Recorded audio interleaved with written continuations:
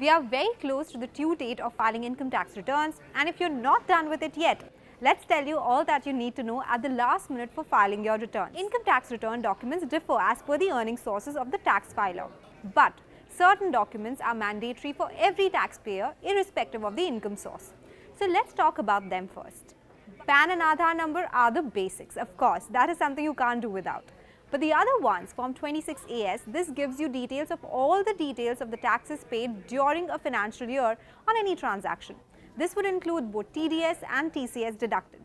Second is the Annual Information Statement or the AIS. This is more detailed version of 26AS and gives you transaction-wise details and also includes details of interest from fixed deposits and savings bank account as well. Also details of any shares sold.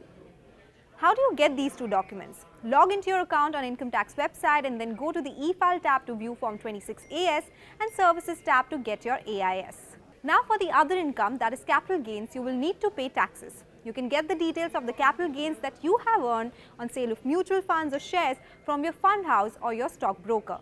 This will be available online in your stockbroking account. This will give you details of all the share transactions you've done in the financial year with the amount of capital gains.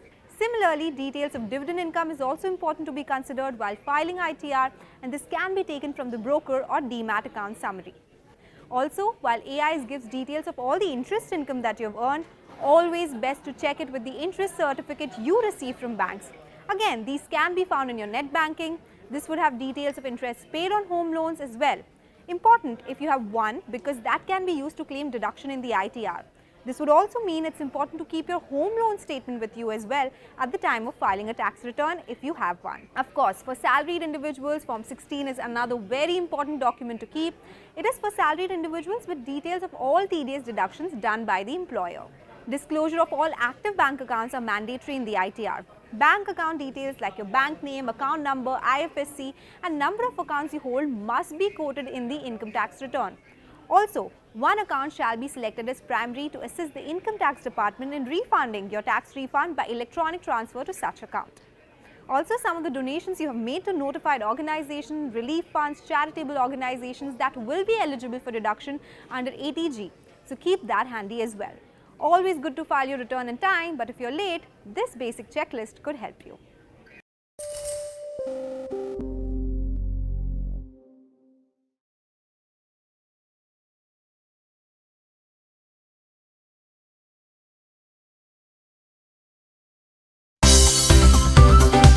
Thanks for tuning in to CNBC TV 18, and for more news and updates, follow us on all the social media platforms.